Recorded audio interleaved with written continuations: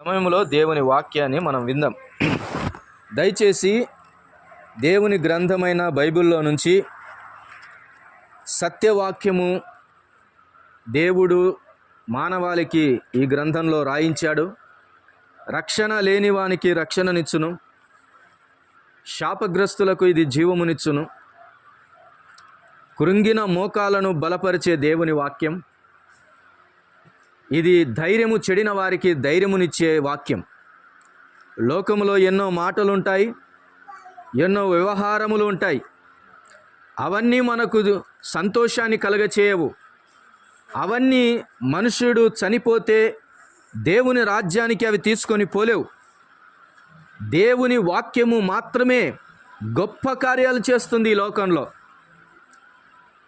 గతించిన సంవత్సరములలో బహు భయంకరమైన కరోనా వచ్చినప్పుడు అత్యధికంగా చదవబడిన గ్రంథం ఏదైనా ఉందా అని పరిశీలన చేస్తే భూమి మీద ప్రజలు బైబిల్ గ్రంథాన్ని ఎక్కువగా చదివారంట, ఎక్కువగా కొన్నారంట చదవటానికి. ఎందుకనగా ఈ గ్రంథం ధైర్యం ఇస్తుంది అని అనేకులకు తెలుసు.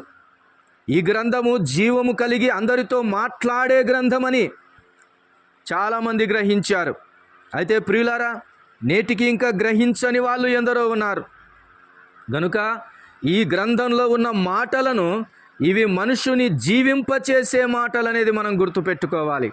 ఈ గ్రంథపు మాటలను నిర్లక్ష్యం చేయకూడదు. ఈ గ్రంథపు మాటలను విడిచిపెట్టకూడదు. ఈ గ్రంథపు మాటలు ఒకనాడు దేవుని ఎదుట నిలవబడి ప్రశ్నిస్తాయి మనల్ని. కాబట్టి ఈ గ్రంథపు వాక్యాలను విని గ్రహించి వాటిని గైకొనువాడు ధన్యుడు అని దేవుని వాక్యము సెలవిస్తూ ఉన్నదండి. మంచిది. ఈ రాత్రికాల సమయంలో ఇక్కడ కూడి ఉన్నటువంటి మీరందరూ కూడా మరి దేవుని వాక్యాన్ని శ్రద్ధగా వినాలని ప్రభు పేరట మనవి చేస్తూ ఉన్నాను. ఒక ప్రత్యేకమైన సందర్భం కొరకు మనం ఇక్కడ చేరున్నాం కాబట్టి సందర్భానుసారమైనటువంటి కొన్ని సంగతులను మనము జ్ఞాపకం చేసుకుందాం. పిల్లలను గుర్చినటువంటి సంగతి ప్రతివారు ఆలోచన చేస్తూ ఉంటారు. అయితే కనేంత వరకు, పిల్లలు పుట్టేంత వరకు నాకు పిల్లలు కావాలి అనే ఆశ ప్రతి మనుషునికి కలిగి ఉంటుంది. కొంతమంది అంటారు పుట్టిన తర్వాత వాడు బ్రతికే బ్రతుకును బట్టి, వాడు చేసే చేష్టలను బట్టి, వాడు వ్యవహరించే విధానాలను బట్టి అదే తల్లిదండ్రులు అంటారు, నువ్వు నా కడుపున ఎందుకు పుట్టావురా అంటారు. అంటారా? కొంతమంది అంటారు. కొంతమంది అంటారు, నువ్వు నా కడుపున చెడబుట్టావురా అంటారు. ఎందుకంటారు?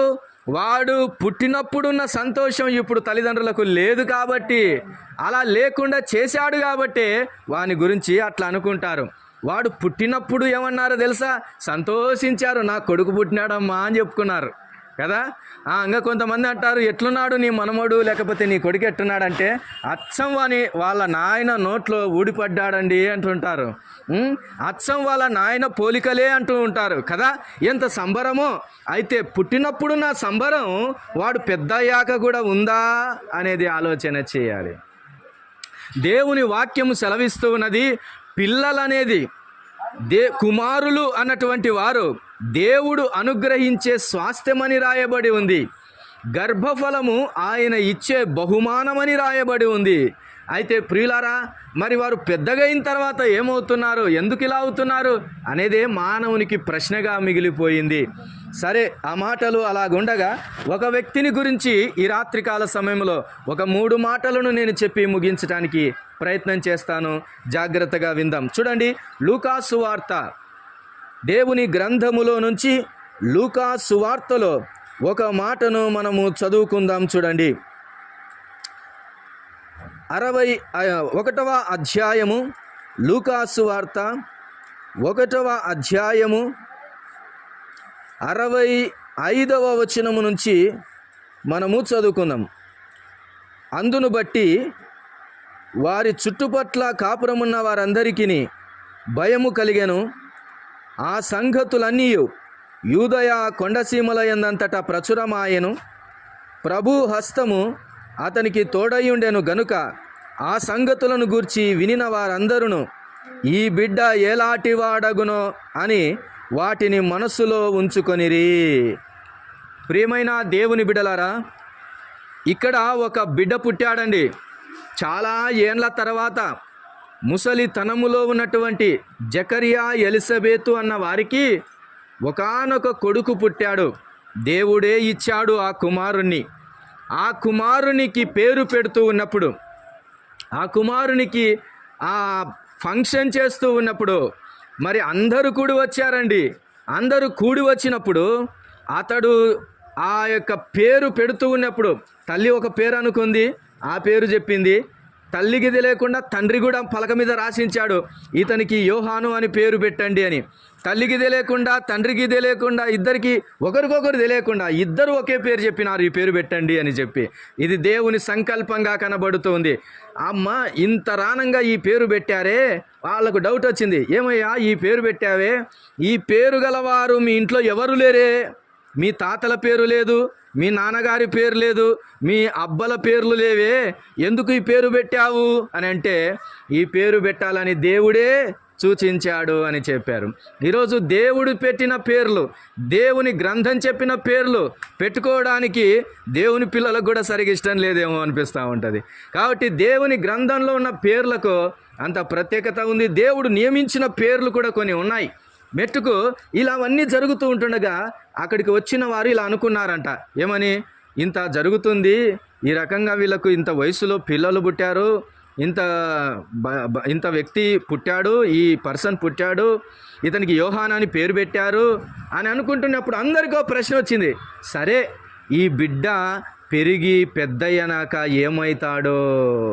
అందరు ఏమనుకున్నారంట, ఈ బిడ్డ ఎలాంటి వాడగునో అనుకున్నారంట. పుట్టినప్పుడే తల్లిదండ్రులు కూడా ఇలాంటి ఆలోచన కలిగి ఉంటే ఎంతో మేలండి, ఎంతో మేలు. పిల్లప్పుడు చిన్నప్పుడు ఉన్న సంబరాలతోనే గడిచిపోకూడదు. ఒక ఆలోచన ఉండాలి పుట్టిన బిడ్డ మీద. తల్లిదండ్రులకు ఏం ఆలోచన ఉండాలి? ఈ బిడ్డ ఎలాంటి వాడగుతాడో అని ఆలోచన చేయాలండి. ఈ బిడ్డ ఎలాంటి వాడవుతాడో అని అందరూ అనుకున్నారంట. అందరూ అనుకొని చూద్దామనుకొని పోయారంట. కొన్నిసార్లు అనుకుంటారు కదా, పిల్లలకు భలే చేశాడు తండ్రి ఫంక్షను, భలే చేశాడు బర్త్డే, పేరు పెట్టే కార్యక్రమం భలే చేశాడు, చాలా ఖర్చు పెట్టుకొని చేశారు అని పొగడ్తలు చేస్తూ ఉంటారు.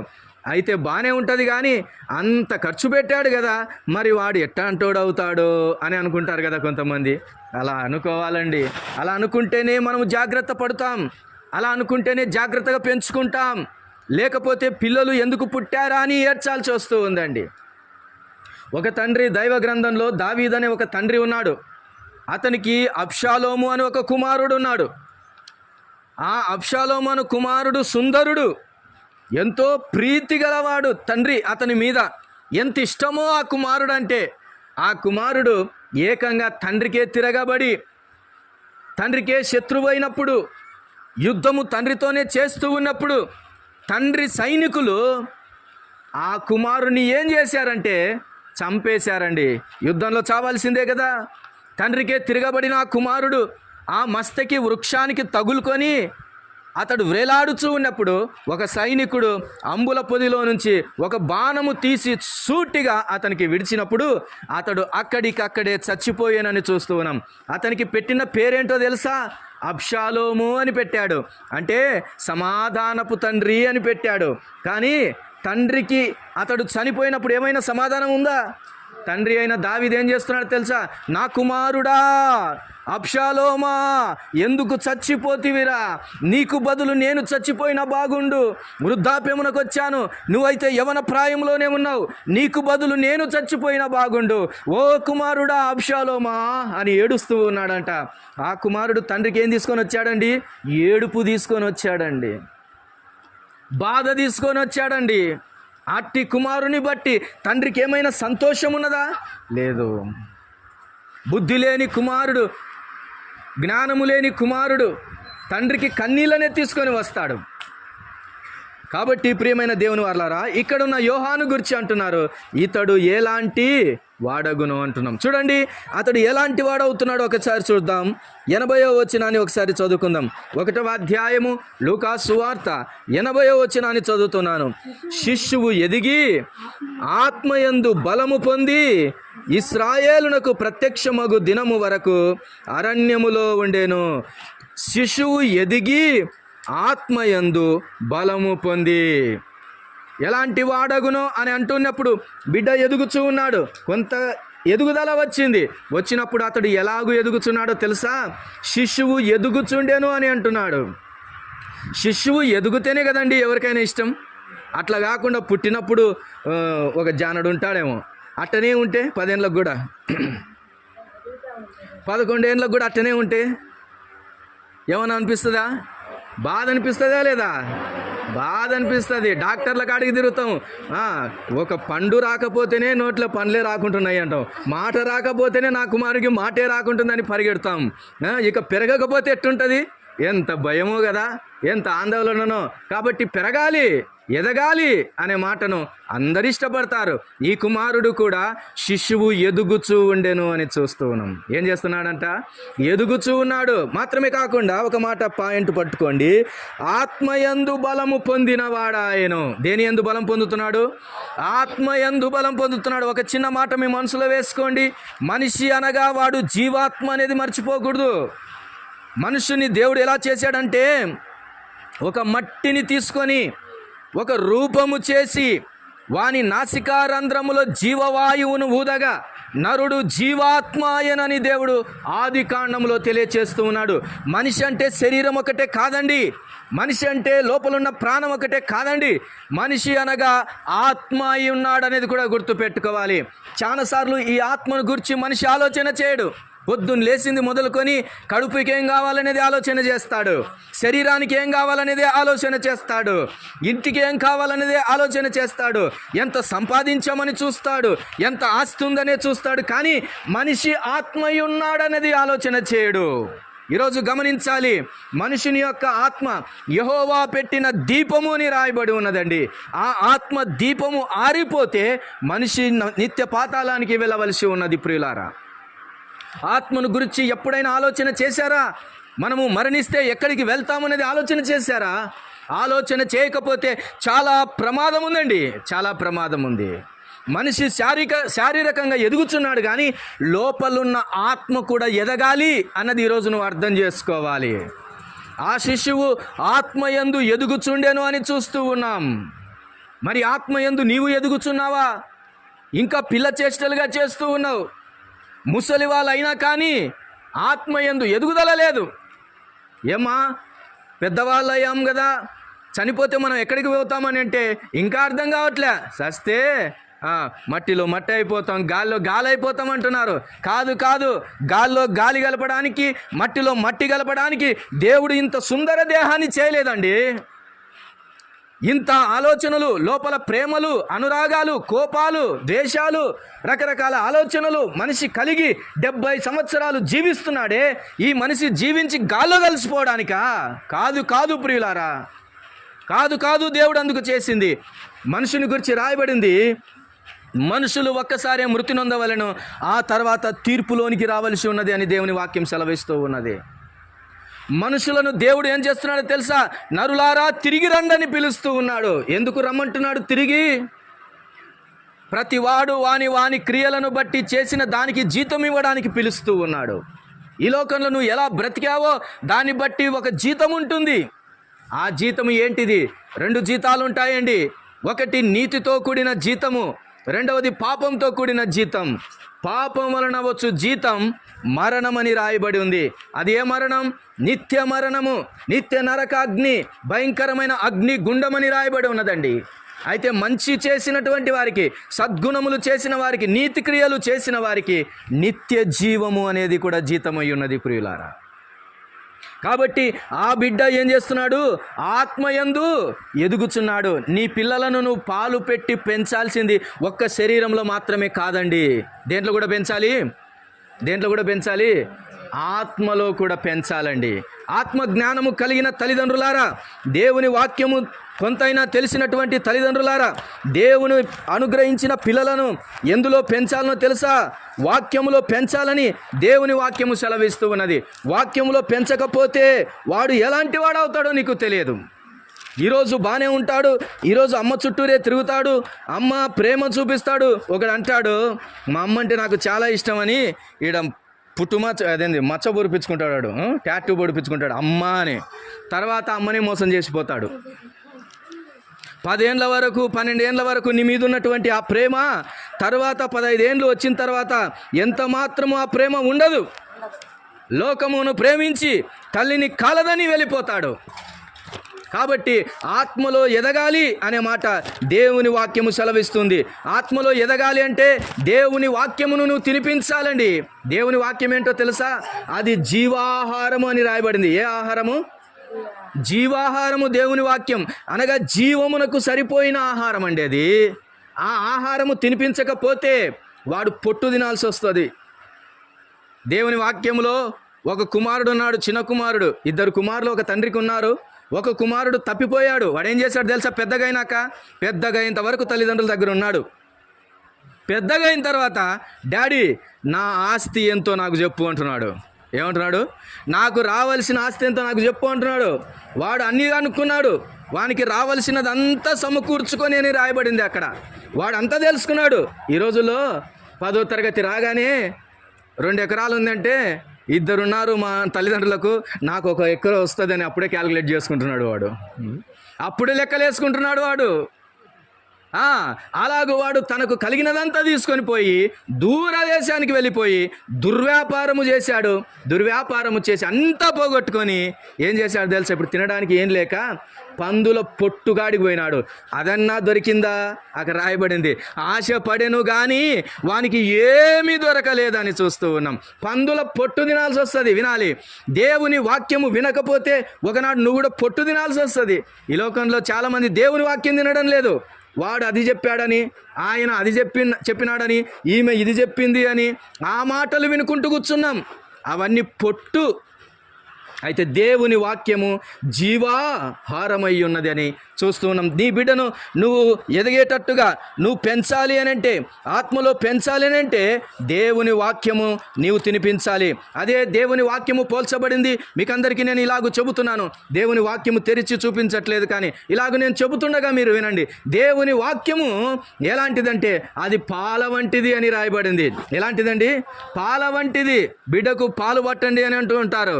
తల్లికి పాలు లేకపోతే బయటి పాలు పట్టాల్సిందే. ఆ పాలు, తల్లి పాలు ఎంతో శ్రేష్టమైనవని డాక్టర్లు కూడా చెబుతూ ఉంటారు.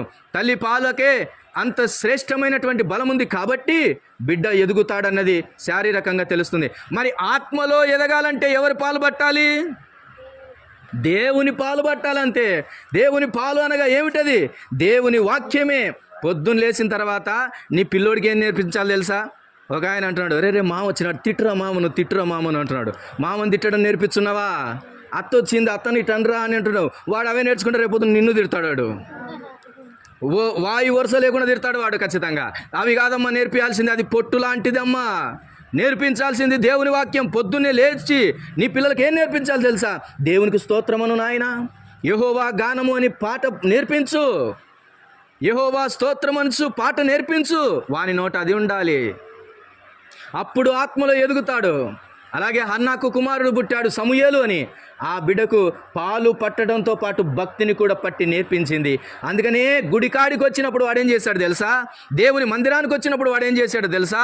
మ్రొక్కేను అని చూస్తున్నాం. వాళ్ళమ్మ చెప్పలా. ఆ మందిరానికి అడుగు పెట్టగానే, శిలోహు మందిరములు అడుగు పెట్టగానే వాడు మ్రొక్కెను అక్కడ యెహోవాకు అని చూస్తూ ఉన్నాం. ఎక్కడ నేర్చుకున్నాడు వాడు? అప్పటి వరకు రాలే మందిరానికి. అదే ఫస్ట్ టైం రావడం, అడుగు పెట్టాడు. ఎక్కడ నేర్చుకున్నాడు?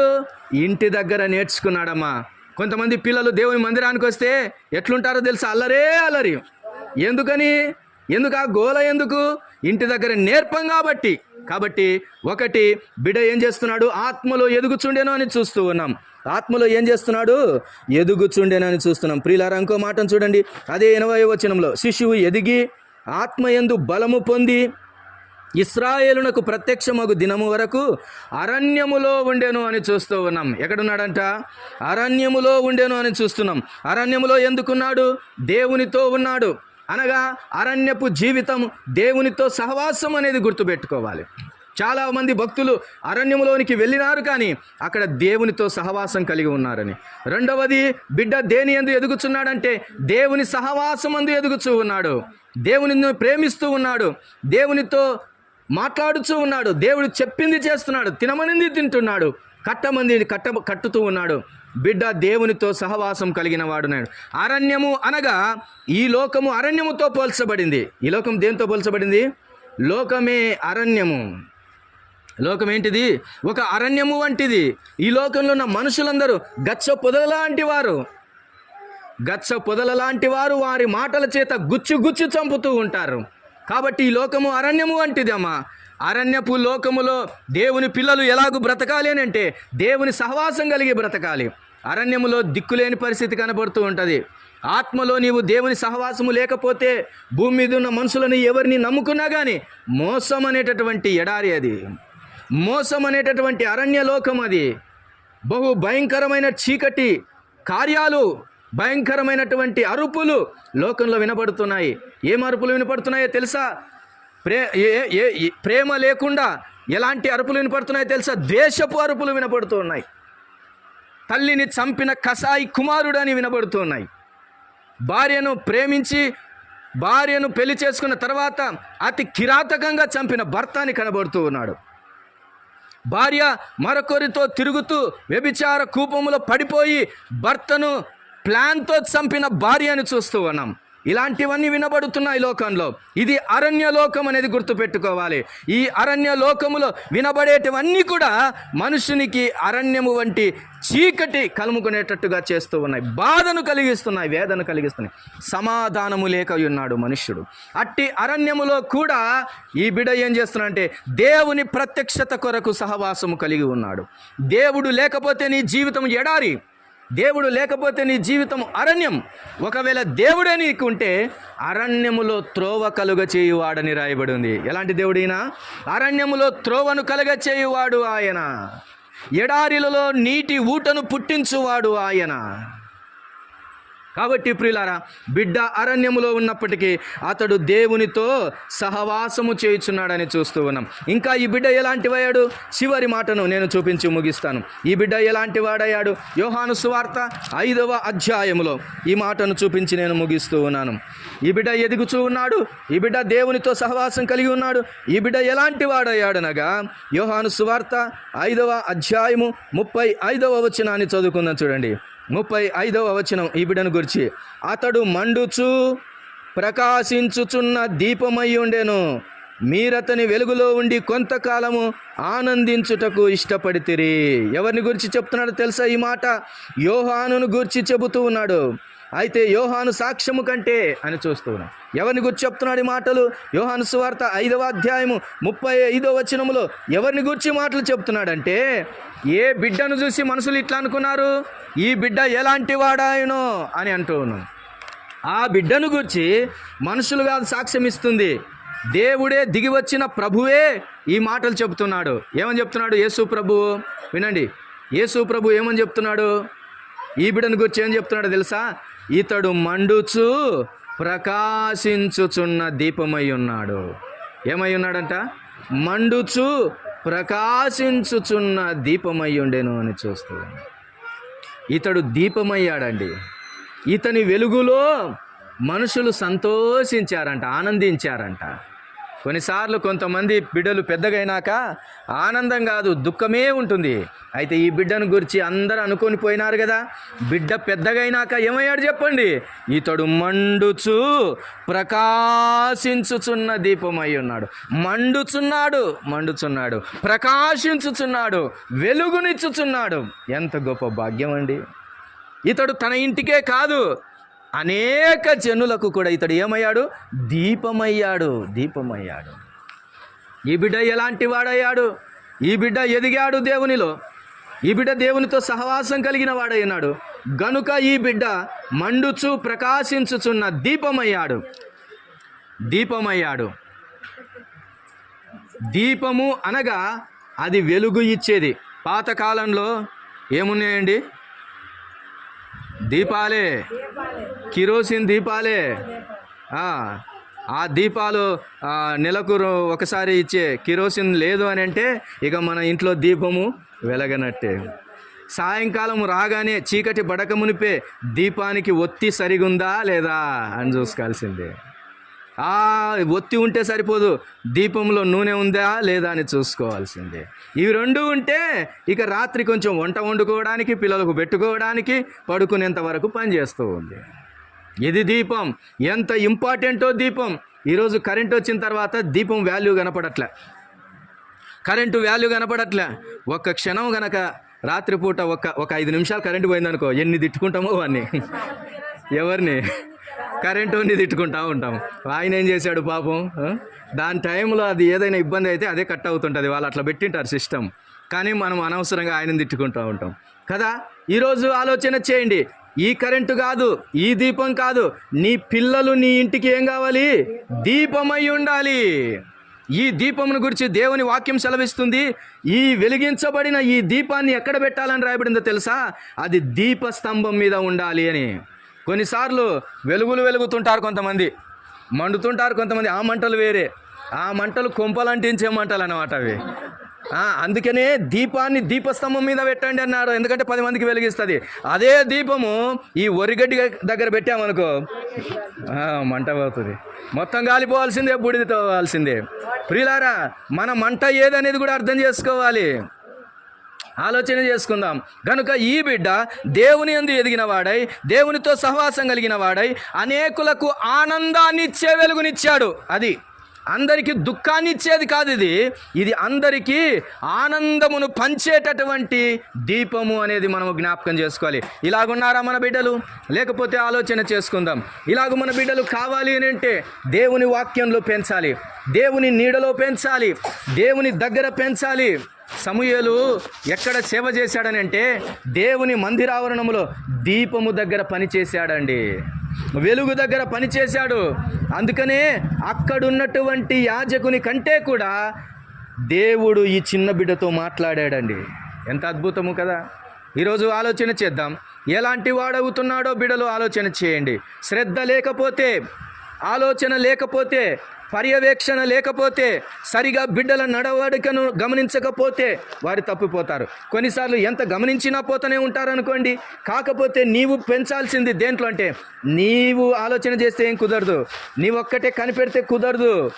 దేవుని వాక్యంలోనికి తీసుకురావాలి. వాడిని ఎప్పుడు తీసుకురావాలి? వానికి రెక్కలు వచ్చినాక కాదు, రెక్కలు వచ్చినాక ఎగిరేదే కానీ ఇంకా ఏం తెలియదు వాడికి. రెక్కలు రాకమునిపే వానికి దేవుని వాక్యము నేర్పాలి.